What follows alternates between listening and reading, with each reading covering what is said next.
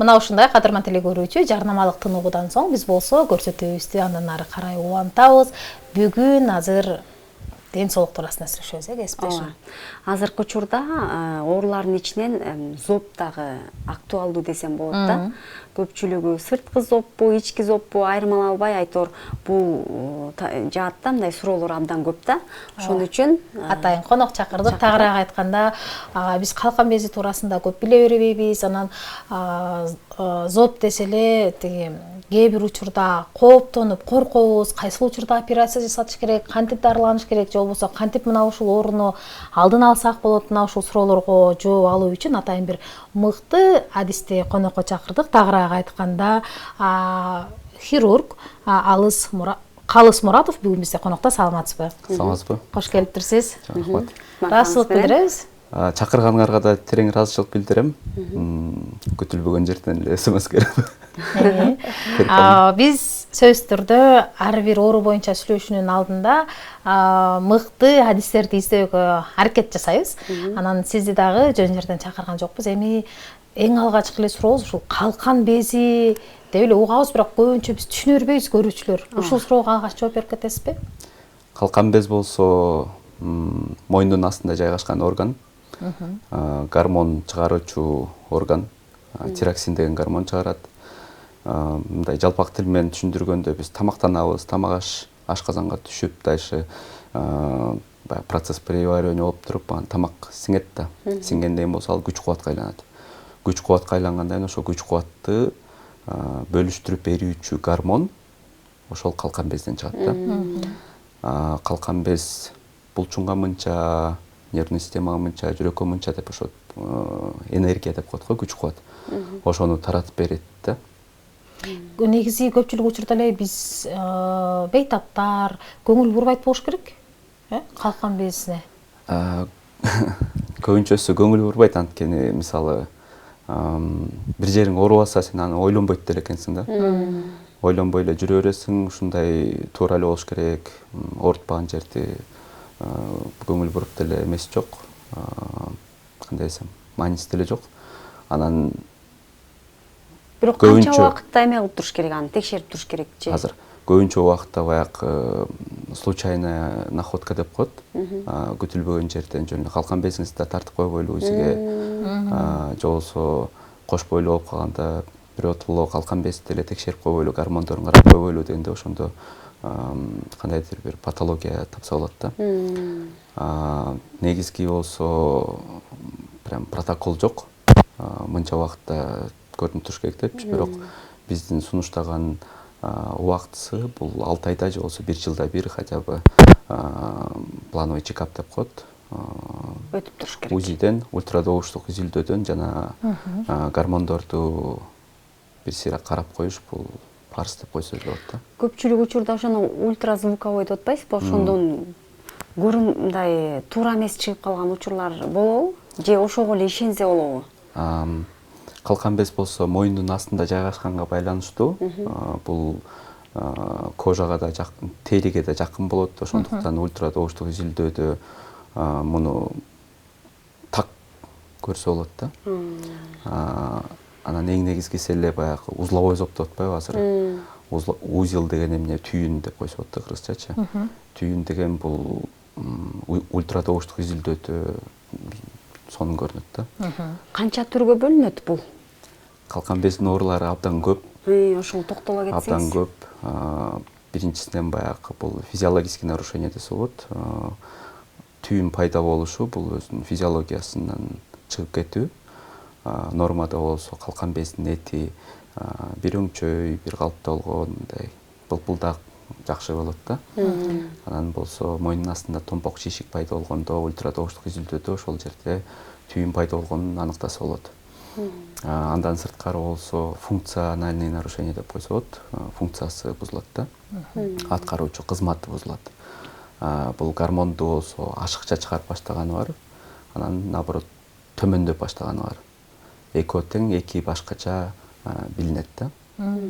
Урматтуу теле көрүүчү, эгерде сиз дагы сурооңуз болгон болсо, калкан бези тууралуу, негизи эле ошол зоб оорусу боюнча билбей жатсаңыз, кайсыл жакка кайрылууну билбей жаткан болсоңуз, экран астында жазылган жоңуңузду калтырсаңыз болот. Чалууга болбойт. Азыр көрүүчүлөр чалып атасыздар, чалууңуздарды кабыл ала албайбыз. Жалаң гана жазуу иретинде гана аудио сүйлөп жибергениңиздерди дагы биз бул жерден угуп конокко жеткире албайбыз да. Эң жакшысы экран астындагы номерге, WhatsApp номерге билдирүү гана текст менен эле жазсаңыз, биз окуп жеткиргенге аракет кылабыз.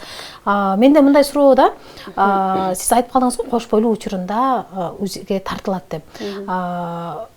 Мисалы, көпчүлүк учурда айымдар кош бойлуу учурунда көбүрөөк эмоционалдуу болуп калат го, эмоциясын башкара албай, ыйлаак болуп, эч нерсе жакпай, анан көп ооруп, алсыз болуп, ошол учурда дагы калкан безинин таасири барбы? Анткени мен кош бойлуу болгон учурда аябай эмоционалдуу болгонумда, эми дарыгерим эндокринологко жиберген да. Эми негизи кош бойлуу болгон убакытта жалпы эле айымдын денеси бир кандайдыр бир өзгөрүүлөргө учурайт да. Бул гормондор болсо өйдө ылдый болуп көтөрүлүп, түшүп, эми көптөгөн процесс бар ал жердечи. Баарын айтып бере берсең эфирдин немеси жетпей калат го. Бирок негизги айтар ой максатым бул гормональный дисбаланс деп коет. Кош бойлуу болгон моментте гормондор өйдө ылдый болгонго байланыштуу калкан безди дагы мындайча айтканда козгоп өтөт да. Ошого байланыштуу гормонду чыгарган функциясы кичине жогорулушу мүмкүн. Анын үстүнө кош бойлуу айымдар болсо, ошол жаңа жогоруда айткандай тироксин деп айтып атпаймынбы, гормончу. Ошого востребованность көбүрөөк болот да. Физиологияга байланыштуу калкан без ошол гормонду көбүрөөк чыгарып баштайт. Анткени апасына дагы, анан кичинекей балага дагы. Мен дары ичип жүрдүм да, эми УЗИге салып текшергенден кийин бул коркунучтуу нерсе эмес, кош бойлуу болгон учурда гана сиздин калкан безиңизде өзгөрүү болуп атат.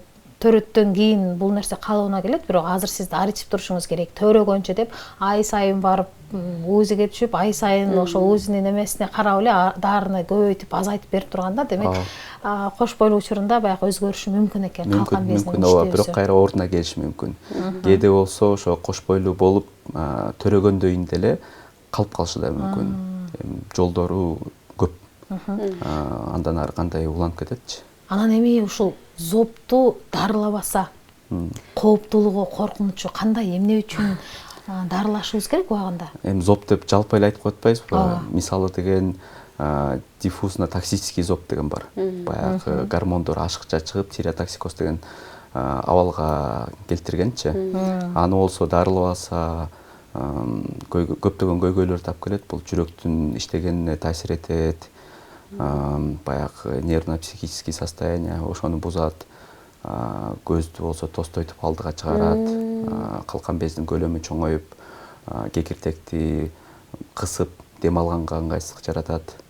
Ошондуктан аны эндокринолог врачтар болсо дары берип, дарылап эметип турбаса, баягы летальный исход деле болушу мүмкүн да. Көзүнүн үстү аябай шишип чыгып кетет, же көзүнүн асты шишип кетет, анан аябай арыктап кетет, же кээде көз өзү дагы тостоюп чыгып кетет, арыктайт биринчи.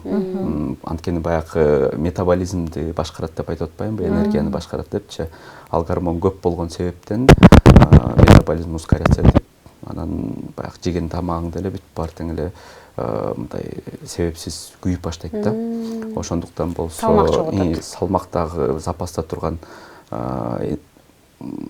запастын баары тең истощаться этип, түгөнүп, анан адам болсо арыктап баштайт. Көз болсо офтальмопатия деп коет. Көздүн артында болсо жанагы жировая клетчатка деген болот да. Ошол болсо шишип, көздү алдыга түртүп, анан ошондуктан көз тостой баштайт. Андан сырткары адам өтө тез ачууланып, эмоциясын маанайын болсо бир калыпта кармай албай, аябай эме болуп калат да. Урушчак болуп калат да жалпы. Анан кээ бир адамдар арыктайт экен, кээ бир адамдар баягы толуп кетет, же болбосо мойну шишип чоң болуп кетет го. Анан сиз өзүңүз айттыңыз го, биздин баягы бейтаптардын тили менен айтканда зобу ичинде экен, анан сыртында экен, муну операция кылса болот экен, анан болбойт экен деген эле түшүнүк бар да бизде. Кандай учурда ошону мындай алып салыш керек? Алып салганда учурлар болобу? Кандай учурга кептелгенде алып салат ошону? Өтө өтүшүп кеткендеби? Мисалы, жогоруда айтылган диффузный зоб деп айтып атпаймынбы? Диффузно-токсический зоб. Диффузно-токсический зобтун болсо, мындай көп жылга чейин таблетка аркылуу абал мындай нормада кармап турса болот. Бирок жанагындай осложнение пайда болсо, эгерде көз алдыга тостоюп чыгып баштаса, жүрөктүн иштегени бузулуп баштаса, дарыларга кандайдыр бир аллергия болуп атса, андай учурда биз эки жолду сунуштайбыз. Бул баягы радикальное излечение деп коет. Бул толугу менен ушул оорудан кантип кутулса болот деп же ушундай суроо бергенде эки жолу бар. Бирөөсү хирургический, бирөөсү болсо радиоиодтерапия деп коет. Радиоиодтерапия бул радиация аркылуу калкан безге атайын ошо радиоактивный күчү бар йод таблеткасы берилет. Ал болсо калкан безге жабышып, өзү мындай таасирин тийгизип, анан калкан бездин активность, баягы күч кубатын жоготот да. Хирургический метод болсо, бул операция аркылуу калкан безди толугу менен кесип алып, андан соң ошо калкан без чыгарып аткан гормонду, тироксин дегенди, таблетка түрүндө бейтапка берүү ушул да. Бизде суроо бар экен, 704 абонент жазыптыр. Мени зобуңду алдыр деп айткан, коркуп барбай жүрөм. Канча айда же канча убакытта дейт да, эме кайра восстановление болот деп жазыптыр. Кайра өзүмө келем дейт. Коркуп барбай жүрөт экен. Операция десе эле биз коркобуз да. Операциядан элдин баары коркот. Мен аны жакшы түшүнөм. Анткени операция деген бул өтө чоң кадам өзүнүн жашоосунда, ошо жашоо сапатын өзгөртүүчү кадам. Ошондуктан бул коркунуч сезим бул норма деп эле эсептейм. Коркпой адам келсе, наоборот, мен аны таң калып карап коем. Жакшы элесиң депчи. Операциядан кийин, мисалы, операцияга диффузно-токсический зоб болсо, азыр сөз ушул жөнүндө көбүрөөк айтылып калды. Биротоло ушул теманы мындай ача кетейин. Диффузно-токсический зобдо эң көп маанини болсо, бул операцияга даярдык элейт. Жакшылап баягы гормондун баарын тең нормага келтирип, чыгарып аткан гормонду, жүрөктүн согушун нормага келтирип, башка хронический патология деп коет, баягы башка оорулар болсо ошонун баарын дарылап туруп, норма кезинде келип жатса, бир жуманын ичинде өзүнө келет да. Жөнөкөй тилде айтканда, например, операция болду, кечкисин уже ойгонот, тамак ичип баштайт. Бир күндөй мындай слабость, вялость болот, бирок күндөн күнгө абалы жакшы болуп кете берет да. Операция бүтөр менен эле гормон заместительный терапия жазылат. Ошол эле жаңы калкан без чыгарып жүргөн гормонго биз күндө муктажбыз. Аны алып салгандан кийин уже таблетка түрүндө беришке биз муктажбыз. Зобко операция кылгандан кийин жатабы же үйүнө кете береби дейт. Кээ бир ооруларда, мисалы варикоздо бүгүн операция кылсаң, эрте ошол эле күнү үйүңө кете бересиң дейт го, ошондой суроо жаратат окшойт да. Жатышым керекпи, сөзсүз дейт. Госпитализация керек. Калкан без бул болсо операциясы общий наркоз менен болот. Бейтап уктайт. Бейтап операциядан кийин болсо палата-интенсивный терапия деп коет. Ойготуп, эсине келтирип, кислород берип, дем алдырып, обезболивающий берип, бир күн мындай муктаж чындап эле. Эртеси күнү чыгып кеткенге мүмкүнчүлүгү бар. Бирок баягы бейтаптар болсо операцияга деп келгенден кийин алар уже настрой менен келет да. Мен как минимум бир 3 күн, 5 күн жатам го депчи. Ошондуктан эми биздин клиникада болсо 3-4 күн кармалат. Ооба.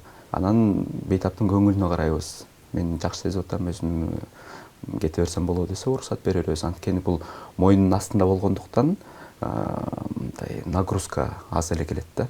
Болгон башты кармаганы болбосо, эңкейип өйтө ылдый болгондо эле кыйынчылык болбосо, уже биринчи күнү эле уже туруп, туалетке барып, тамактанып, ушундай кадимкидей эле болуп баштайт да.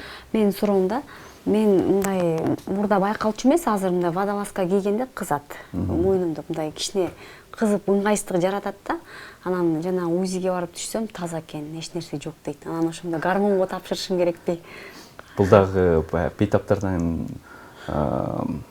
бат-бат берип турчу суроолордун бири. Мен уже чоңоюп кетти го деп ойлоп кеттим да кысканда. Мен муунуп атам, мен аба жетпей кетет, тамагыма бир нерсе тургандай болот. Ушу мен калкан безим болуш керек деп көп келишет. УЗИге тартып анализдерин көрүп баары жакшы болуп турса, сиздики баары жакшы экен десе мындай ыраазы болушпайт да. Таң каласың диктаторгачы. Сеники баары жакшы экен, ойлонбостон бара берсеңиз болот десең, эмнеге анан ушундай тигиндей мындай депчи. Негизи болсо алганда моюнда калкан безден сырткары башка органдарда болот, психосоматика дегенде болот. Например, биздин эмоцияларды кеңири сыртка чыгара албасак, көп нерсени ичибизде сактасак, ошол дагы мындай гипертонус мышц моюндун астына булчундар болот да. Таасир берет экен. Ошолорду мындай напряженный состоянияда кармап, ошондон дагы мындай муңгансып, сүйлөй албай, тамак ичип атканда мындай кыйынчылыктарды жаратышы мүмкүн. Анан мындай түзмө-түз калкан без менен байланыштыра берген болот. Бирок биздин баягы жашоочулардын арасында да мээбизге куюлуп калганда, водолазка кие албай моюнуң кысылып атса, дем жетпей жатса, демек сен зопсуң деген нерсе мээбизде туруп калганда, көрсө бул миф экен, Миф. Баарында эле бул жагдай болбойт. Эки шакекче пайда болуп, мындай калыңдап эки шакекче пайда болуп калганда да бул ошо калкан безин пайда болгонун билгизет деп коет да. Буга кандай карайсыз? Жок, андай деле болбойт. Эки шакекче болуп калганы андан эмес. Мисалы, калкан бездин оорулары көп деп айтып атпаймынбы? Биздин мисалы эфир башталгандан бери бир эле оорус жөнүндө айтып берип атам да, көбүнчөчү. Диффузно-токсический зоб депчи. Андан сырткары болсо, гипотиреоз деген бар, аутоиммунный тиреоидит деген бар. Өзүнүн эле иммунитети калкан безди чоочун катары эсептеп, анан ошого карата антителолорду жаратып, алар келип калкан безди атака кылып, ошол атака болгон моментте калкан без сезгенип, шишип, ошондон да баягы чувство удушья деп коет, муңгансып ушундай болуп атам депчи. Ошону менен деле байланыштырса болот. Тилекке каршы абал менен эч нерсе кыла албайбыз, болгону эме кылып турабыз да.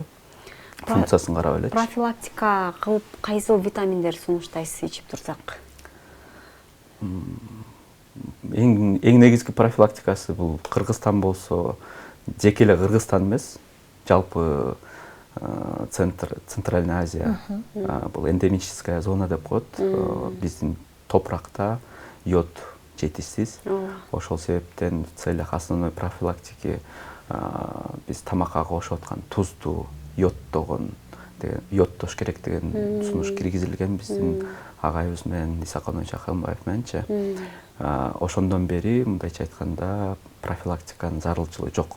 Эгерде биз йодтолгон туз колдонсок, бул организмге, денебизге жетиштүү көлөмдө йодду берет. Эң негизгиси эле ошол профилактика, калган профилактикаларды кыла албайбыз дейбиз да. Кээ бир учурда дарыканага барып туруп эле йодомайринти өз алдынча ичкендер дагы көрүп жүрөбүз да, эми йоддун эмесин баары бир жетишпейт деп. Негизи алдын ала анализдерди тапшырып туруп, анан ошого жараша бир йодомайрин ичсек дагы алдын ала эндокринологко барып, анализ тапшырышыбыз керек. Боюнда болууну пландаганда дагы 3 ай мурда для профилактики ичип кое бергиле йодомарин дейт да. Боюнда барларга болот.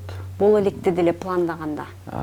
Пландаганда эми йод менен отравление болушу өтө кыйын да. Переизбыток йода деп мындай эметиш үчүн пачкалап жеш керек анычы. Баары бир тапшырыш керек экен да эми. Ошон үчүн баягы йодду ошон үчүн эндокринологдор же болбосо гинекологдор мындай коркпостон назначение кыла берет да, жазып берет.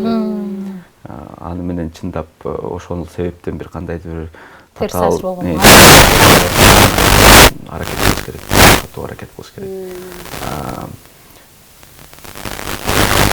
В целом, жалпы айтканда, профилактика жолу ошо йодтолгон туз, кош бойлууларга йодомарин назначениясы мен туура деп эсептейм. Сизге негизи кайсыл көйгөй менен, кайсыл маселе менен же кандай учурда көп келет пациенттер, бейтаптар? Узловой зоб менен көп келет. Калкан безимде түйүн бар экен. Муну эмне кылып аткан, кандай кылып атат депчи. УЗИлдин баары тең эле жаман эмес. 90-95% доброкачественный болуп чыгат. Анан гана рак болуп чыгат. Биз болсо ультрадобуштук изилдөө жүргүзүп атканда эле карап, УЗИлдин түрүн карап, формасын карап, ичинде туздар барбы, туздар жокпу сонусуна карап туруп, мындай подозрительный же болсо бул жакшы түйүн экен деп бөлүп кое беребиз. Жакшы түйүндөр болсо аны менен адам, айымдар өмүр бою жашай берет. Статистикага келсек, 50 жашка келген айымдын 50%-ныкы калкан безинде түйүнү бар деген статистика бар. Мен калкан безимде түйүн бар экен деп эле паникага түшкөн болбойт. Аны менен функциясына таасир этпесе, ыңгайсыздык жаратпаса, аны менен айымдар өмүр бою жашай берсе болот. Мага көп кайрылган ошол түйүндөр. Анын арасынан операцияга сунуштагандарым бул рак щитовидной железы. Рак щитовидной железы, конечно, операция кылыш керек да. Эгерде оору өтүшүп кеткен болсо, өмүр бою дары менен жашайт деген. Өмүр бою дары менен жашайт. Өтүшүп кеткен болсо эмес, калкан безди алыш керек болуп, калкан безди полный удаление кылган болсок, кесип алган болсок, өмүр бою таблеткасын ичип туруш керек. Гормон деген бир аябай эмеге жаманатка конуптур дарыларыбызчы. Гормон десе эле любой адам толуп кетет, коркунуч сезим пайда болот. Биздики мисалы тироксин дарысы, таблеткасы бар да, элтироксин же болсо эутирокс депчи. Аны жазып берсең деле, мен болсо 10 килограмм кошуп келдим, ушу бир айдан бери ушу гормондан ичпей койдум деп айтышат да. Эмнеге ичпей койдуңуз десе, бул гормон да дейт. Гормон деген бул жалпы сөз менен айтылган көрүнүш да.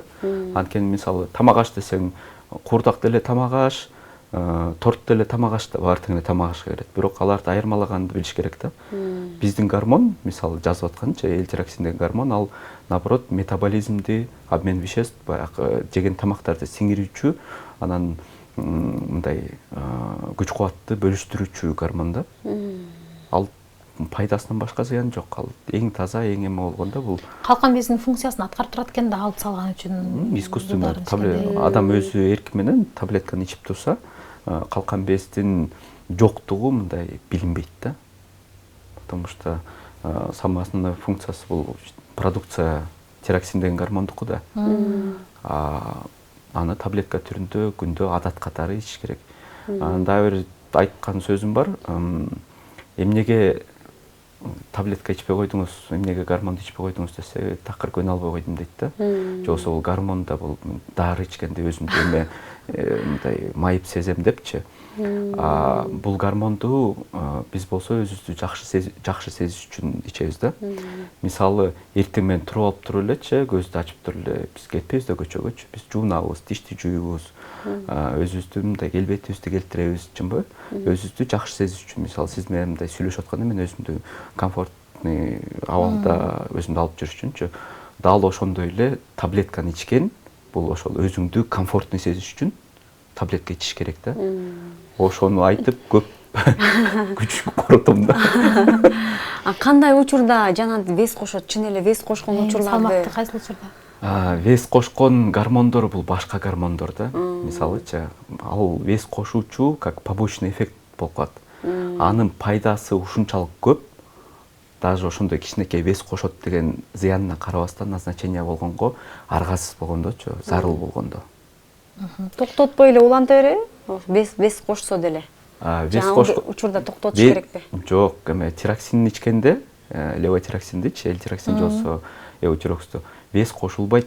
Вес кошконун себеби булочкада, пирожныйда, тамак ашта, камыр тамакта ошондон вес кошот адамчы. Кыймыл аракет аз болгондуктан. Эгерде адам таблетка ичип плюс диетаны кармап, өзүнүн жеп аткан калорияларын эсептеп, канча калория коротуп атам, ошону көзөмөлдөө болсо, вес кошулбайт. Вес наоборот, бул жардам берет адамдын метаболизмин жакшы кармап, өзүн жакшы сезип турганына. Сиз айткандай ошо элдин ошондой түшүнүк бар да. Эми сизге эркин микрофон берели, телекөрүүчүлөргө кайрылуу жолдоп алыңыз. Кайсыл учурда, кандай болгон учурда биз сиздин дарегиңиз кайсыл жакта, байланыш номериңизди калтырсаңыз болот. Социалдык баракчадан кандай деп издеп табышат? Кайсы камераны карап айтканбы? Урматтуу бейтаптар, эгерде калкан безиңерде кандайдыр бир көйгөй пайда болсо, андан качып, өзү эле тарап кетет, сүлүк куртту койсом жок болот, янтарный бусты тагынсам жок болот деп мындай официальный медицинадан качпай эле биздин консультациябызга келсеңиздер болот. ооба чындыгында Жол эле. өзүңөрдүн ден соолуңар бул өзүңөрдүн колуңарда. Алла таалам силерге насип этип аманат кылып тапшырып берген ушул ден соолуктучу өзүңөрдү өзүңөр карап алгыла, жашоо сапатыңарды мындай өзгөртсөңөр болот депчи. Анан жөн эле качкан бул болбойт да. Ошондуктан болсо баарыңарды өзүңөрдү көрүп, бир сыйра диагностика жүргүзүп, карап текшерип койгонго чакырам. Биздин дарегибиз болсо Нео клиник, Медеро 67. Ар дайым силер үчүн кызматтабыз. Мынакей урматтуу телекөрүүчү, көрдүңүздөрбү, көпчүлүк учурда биз чындыгында эле сүлүк курт алабыз, же болбосо атайын мончокторду тагынабыз, биздин калкан безибиздин иштешин жакшыртат экен, же болбосо биздин тил менен айтканда зопту жок кылат экен.